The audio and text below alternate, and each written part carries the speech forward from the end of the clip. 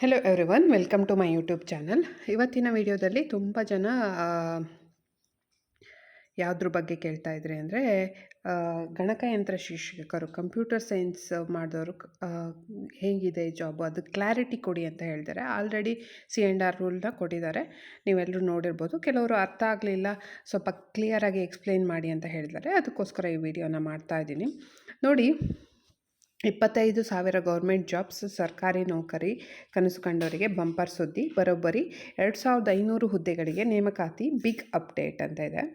So ಏನು ಅಂತ ಇದೆ, ಎಸ್ಪೆಷಲಿ ಫಾರ್ ಕಂಪ್ಯೂಟರ್ ಸೈನ್ಸ್. ಯಾರ್ಯಾರು ಕಂಪ್ಯೂಟರ್ ಸೈನ್ಸ್ ಓದಿದ್ದೀರಾ ನೋಡಿ, ಇನ್ನು ಬ್ಯಾಚುಲರ್ ಡಿಗ್ರಿಯಲ್ಲಿ, ಹಾಗೆ BTech ಇರ್ಬೋದು, BCA ಇರ್ಬೋದು, ಇವರಿಗೆಲ್ಲ ಕೂಡ ಒಂದು ಸುವರ್ಣ ಅವಕಾಶ ಅಂತಲೇ ಹೇಳ್ಬೋದು. ಏನೇನು ಕ್ರೈಟೀರಿಯಾ ಬೇಕು, ಏನೇನು ಎಲಿಜಿಬಿಲಿಟಿ ಏನೇನು ಅಂತ ಹೇಳ್ಕೊಂಡು ಕಂಪ್ಲೀಟಾಗಿ ಇದರಲ್ಲಿ ಎಕ್ಸ್ಪ್ಲೇನ್ ಮಾಡ್ತಾ ಇದ್ದೀನಿ.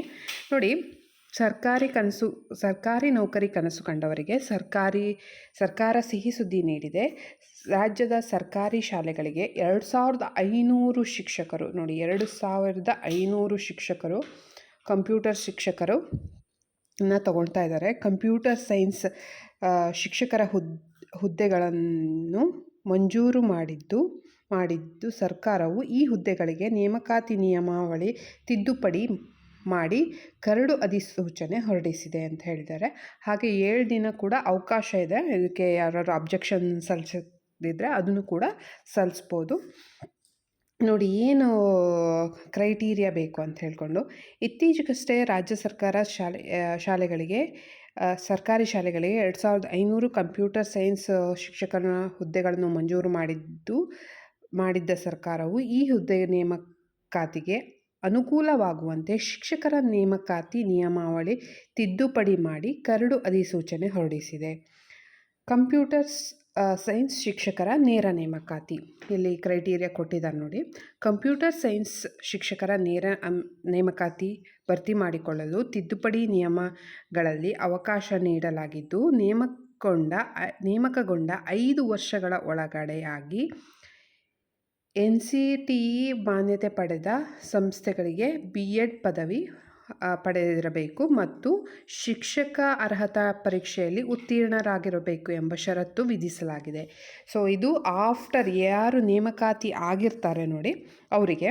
ಅಂದರೆ ಇವಾಗ ಫಸ್ಟು ನೇಮಕಾತಿ ಆಗಬೇಕಾದ್ರೆ ಏನೇನು ಇರಬೇಕು ಅಂತ ಹೇಳ್ತೀನಿ. ಸೊ ಇಲ್ಲಿ ನೋಡಿ, ಈ ಹುದ್ದೆಗಳಿಗೆ ಕಂಪ್ಯೂಟರ್ ಸೈನ್ಸ್ನಲ್ಲಿ BSc, BIT ಹಾಗೂ ಅಥವಾ ಕಂಪ್ಯೂಟರ್ ಸೈನ್ಸ್ನಲ್ಲಿ BE ಅಥವಾ BTech ಪದವಿ ಹೊಂದಿರುವ ಅಭ್ಯರ್ಥಿಗಳನ್ನು ನೇರ ನೇಮಕಾತಿ ಮಾಡಿಕೊಳ್ತಾರೆ. ಹಾಗೆ ಅದ್ರ ಜೊತೆ ಏನಿರಬೇಕು, SLCಯಲ್ಲಿ ಕನ್ನಡವನ್ನು ಪ್ರಥಮ ಅಥವಾ ದ್ವಿತೀಯ ಭಾಷೆಯಾಗಿ ಮತ್ತು ಇಟ್ ಈಸ್ ಇಂಪಾರ್ಟೆಂಟ್ ನೋಡ್ಕೊಳ್ಳಿ, SLCಯಲ್ಲಿ ಕನ್ನಡವನ್ನು ಪ್ರಥಮ ಅಥವಾ ದ್ವಿತೀಯ ಭಾಷೆಯಾಗಿ ಮತ್ತು PUCಯಲ್ಲಿ ಕನ್ನಡ ಭಾಷೆಯನ್ನು ಓದಿರಬೇಕು ಅಂತ ಇದೆ. ಅದ್ರ ಜೊತೆಗೆ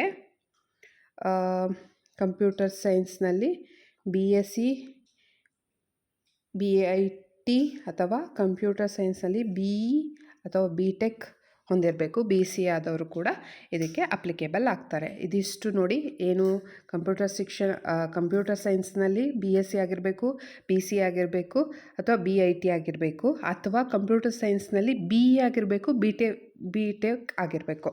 ಇಂಥವರು ಇದರ ಜೊತೆಗೆ SLCಯಲ್ಲಿ ಕನ್ನಡವನ್ನು ಪ್ರಥಮ ಭಾಷೆಯನ್ನಾಗಿ ತಗೊಂಡಿರಬೇಕು, ಹಾಗೆ ದ್ವಿತೀಯ ಭಾಷೆ ಆಗಿರಬೇಕು. SLCಯಲ್ಲಿ ಪ್ರಥಮ ಭಾಷೆ ಆಗಿರಬೇಕು ಕನ್ನಡ, ಇಲ್ಲ ದ್ವಿತೀಯ ಭಾಷೆ ಆಗಿರಬೇಕು. ಮತ್ತು PUCಯಲ್ಲಿ ಕನ್ನಡವನ್ನು ಕಡ್ಡಾಯವಾಗಿ ಓದಿರಬೇಕು. PUCಯಲ್ಲಿ ಭಾಷೆಯನ್ನಾಗಿ ಕನ್ನಡವನ್ನು ಓದಿರಬೇಕು ಅಂತ ಹೇಳಿದ್ದಾರೆ. ಸೊ ಈ ಥರ ಆಗಿದ್ದು ಎಲಿಜಿಬಿಲಿಟಿ ಕ್ರೈಟೀರಿಯಾ ಇದ್ದವರು ಈ ಕಂಪ್ಯೂಟರ್ ಸೈನ್ಸ್ ಟೀಚರ್ಗೆ ಅಪ್ಲೈ ಮಾಡ್ಬೋದು. ಈ ಅಪ್ಲೈ ಮಾಡಿಕೊಂಡ ಆ ನಂತರ B.Ed ಆಗಬೇಕು ಅನ್ನೇನಿಲ್ಲ, TET ಆಗಬೇಕು ಅಂತನೇನಿಲ್ಲ. ಆದರೆ ಇವಾಗ ಅಪ್ಲೈ ಮಾಡಿರ್ತೀರ, ನೀವು ನೇಮಕಾತಿಗೊಂಡ್ತೀರ, ಆಯಿತಾ, ನೇಮಕಾತಿಯಾಗಿ ಶಿಕ್ಷಕರಾಗಿರ್ತೀರ. ಆದ 5 ವರ್ಷದ ಒಳಗಡೆ ನೀವೇನು ಮಾಡಬೇಕು, B.Ed ಪದವಿ ಹೊಂದಿರಬೇಕಾಗತ್ತೆ, ಹಾಗೆ TETಯಲ್ಲಿ ಪಾಸ್ ಆಗಬೇಕಾಗತ್ತೆ. ಇದು ಶಿಕ್ಷಕರ ಆದ ನಂತರ. ಸೊ ಎಕ್ಸಾಮ್ ಬರುತ್ತೆ. ಸೊ ನಿಮ್ಗೆ ಅಪ್ಲಿಕೇಶನ್ ಬಿಡ್ತಾರೆ, ಎಕ್ಸಾಮ್ ಬರೀಬೇಕಾಗತ್ತೆ. ಸೊ ಎಕ್ಸಾಮಲ್ಲಿ ಮೋಸ್ಟ್ಲಿ GPSTRಗೆ ಹೇಗಿತ್ತು ನೋಡಿ, GPSTRಗೆ ಹೇಗಿತ್ತು ನೋಡಿ ಅದೇ ಥರ ಎಕ್ಸಾಮ್ಸ್ನ ಮಾಡ್ಬೋದು. ಕಡ್ಡಾಯ ಕೆಲವರು ಕನ್ನಡವನ್ನು ಇಲ್ಲಿ SLCಯಲ್ಲಿ ಓದಿರಲ್ಲ, ದ್ವಿತೀಯ PUCಯಲ್ಲಿ. ಸೊ ಮೋಸ್ಟ್ಲಿ ಅವರಿಗೆ ಕಡ್ಡಾಯ ಕನ್ನಡ ಕೂಡ ಮಾಡ್ಬೋದು. ಕಡ್ಡಾಯ ಕನ್ನಡ ಪರೀಕ್ಷೆಯನ್ನು ಕೂಡ ಮಾಡಬಹುದು. ಸೊ ಇದರಿಂದ ತುಂಬ ಜನಕ್ಕೆ ಅವಕಾಶಗಳಿದೆ. ನಿಮ್ಮ ಊರುಗಳಲ್ಲಿ ಎಷ್ಟೋ ಜನ ಬೇರೆ ಬೇರೆ ಊರುಗಳಿಗೆ ಹೋಗಿ ಅಂದರೆ ಜಾಬ್ ಮಾಡ್ತಿರ್ತೀರ. ನಿಮ್ಮ ಹತ್ತಿರದ ಊರುಗಳಿಗೆ ಕೂಡ ನೀವು ಹಾಕ್ಸ್ಕೊಬೋದು. ಚೆನ್ನಾಗಿ ಓದಿ ಪ್ರಿಪ್ರೇಷನ್ ಆಗಿ ಕಂಪ್ಯೂಟರ್ ಸೈನ್ಸ್ ಶಿಕ್ಷಕರಿಗೆ ಈಗ BSc ಇನ್ ಕಂಪ್ಯೂಟರ್ ಸೈನ್ಸ್ ಮಾಡಿದವರಿಗೆ ಅಥವಾ BCA ಮಾಡಿದವರಿಗೆ, BTech ಮಾಡಿದವರಿಗೆ, BE ಮಾಡಿದವರಿಗೆ ತುಂಬ ಅವಕಾಶಗಳಿದೆ. ಅರ್ಜಿಯನ್ನು ಸಲ್ಲಿಸಿ ನೀವು ಎಕ್ಸಾಮ್ ಬರೆದು ಪಾಸಾಗ್ಬೋದು. ಸೊ ಇದಾಗಿತ್ತು ಇವತ್ತಿನ ವಿಡಿಯೋ ಇಷ್ಟ ಆದರೆ ಲೈಕ್ ಮಾಡಿ, ಹಾಗೆ ಚಾನಲ್ನ ಸಬ್ಸ್ಕ್ರೈಬ್ ಮಾಡಿ ಅಂತ ಹೇಳ್ತಾ ವಿಡಿಯೋನ ಮುಗಿಸ್ತಾ ಇದ್ದೀನಿ. ಧನ್ಯವಾದಗಳು.